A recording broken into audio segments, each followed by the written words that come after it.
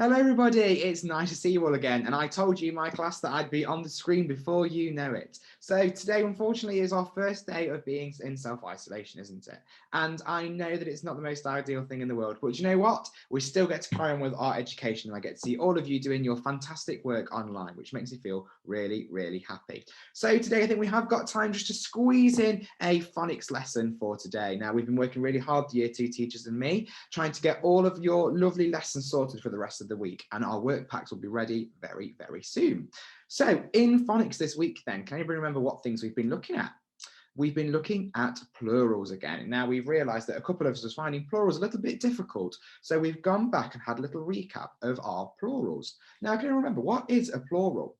A plural is when we take a noun, which is a naming word, isn't it? It's an object, and instead of having just one of them, like a pen, for instance, we have more than one of them. We have pens, we have dogs, we have cats, we have, what can I see, sofas.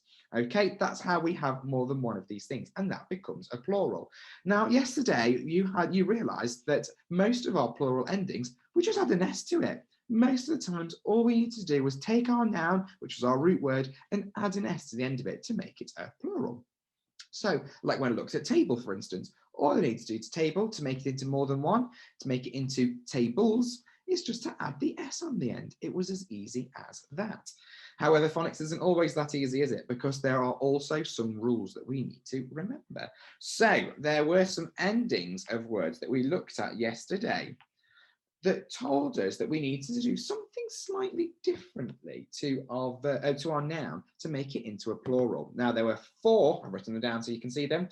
There were four different endings that meant we had to do something different. Let's see if you can remember them all.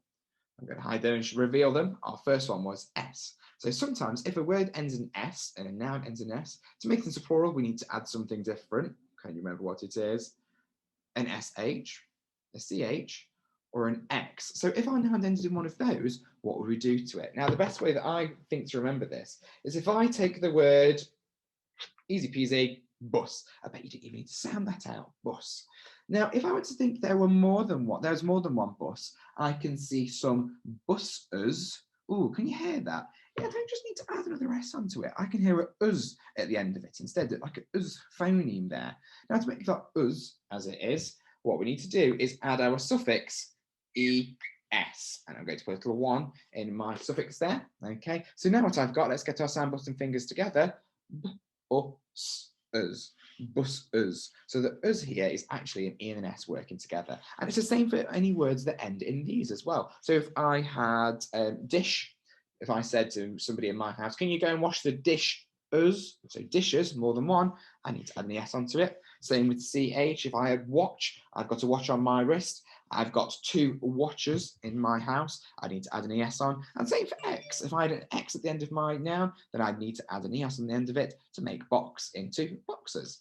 Now, that's not actually what we're looking at today. That was just a quick recap so we could remember what we have been learning so far this week. Because today we're looking at some pesky ones again. You know, these are tricky. We're looking at nouns that end in this letter. What is this letter just here?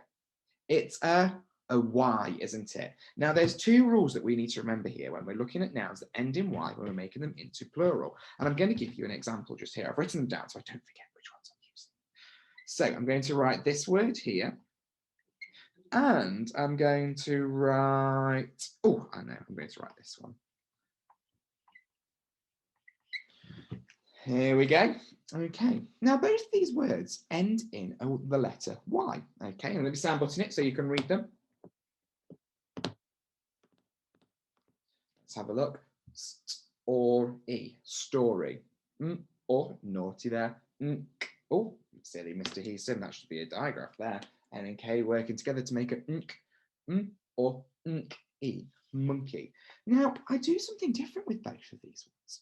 Now, most of the time, if my noun ends in a Y, and before it there's just a normal letter, not a certain one, I'll tell you about that in a minute, all I need to do is, first of all, remove that Y. Remove just means to take it away, get rid of it. We don't want that Y anymore because we're going to put a different suffix into its place. Are you ready? Let's see if you get the same suffix as what I'm thinking. Ready? 3, 2, 1. Oh, I need to put the IES suffix into its place. And actually, when I look at how many sounds that make, the E's makes 2 sounds. So I've got my 2 symbol just there to tell me how many sounds that's making. So now story turns into st or E's, stories. So I've got more than one of them because they are plural. Now, what I was talking about a minute ago was this one just here. Now, I've got my letter Y at the end, but something comes before it. A letter E comes before it. And this is where it gets a bit tricky, because if our noun ends in an E and a Y, then we don't need to do IES to it anymore. Are you ready? See if you can guess what I'm going to put on the end of it here. It's really easy. All I need to do is just add an S to it. So monkey becomes monkeys. And I just add an S on the end of it. And that's the same for other words as well. Like if I had this word, this one might trick you a little bit actually. This one, key.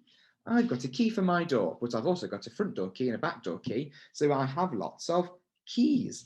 Now here, because my noun ends in a Y and an E before it, all I need to do again here is just add an S to it. Easy as that. That's my suffix I've added to my root word just there is my S. Easy peasy. So I'm going to give you a little challenge then this afternoon. So to practice working out what you need to do with these plural nouns that end in a Y or an EY, okay, and see how you get on with those. I look forward to seeing you all again tomorrow with lots more learning to do, and I hope to see you bright and early. See you all later.